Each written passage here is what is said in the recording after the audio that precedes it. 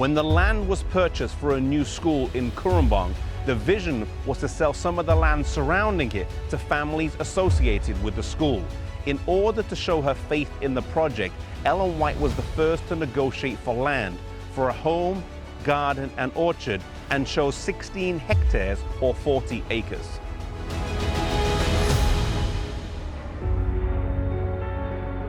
This home, once built, would be her place of residence from 1896 to 1900.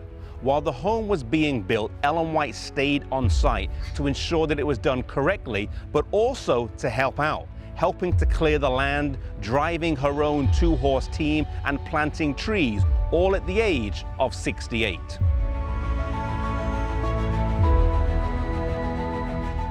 Establishing a home in the bush wasn't easy, and it took a lot of hard work to get the land from what it looked like on arrival to what it looks like today.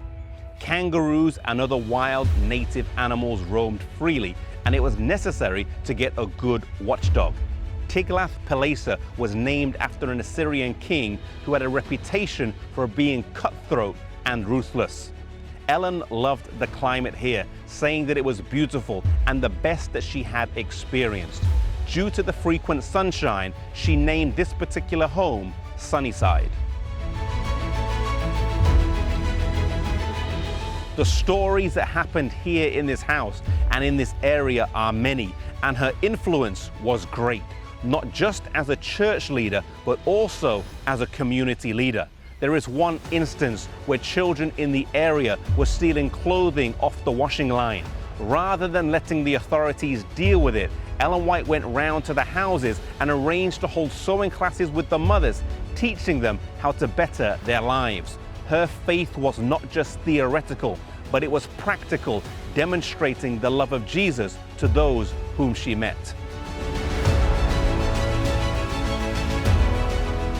One of the most significant accomplishments of her time here in this house was a completion of the masterpiece, The Desire of Ages. This book starts with the birth of Jesus and goes through to his ascension and records in vivid detail, using the best language possible, every aspect of Jesus' life. Taking advantage of the pleasant climate here at Sunnyside, some of this book was written under a tree outside. This book has changed countless lives over the years. Other books that were completed during her time here are Thoughts from the Mount of Blessing and Christ Object Lessons.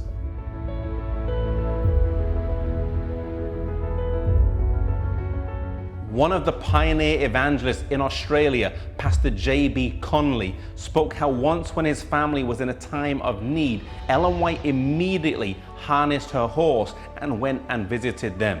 She brought fruit from her own garden as well as encouraged them. Numerous other individuals and families also experienced Ellen White helping them out during her time here.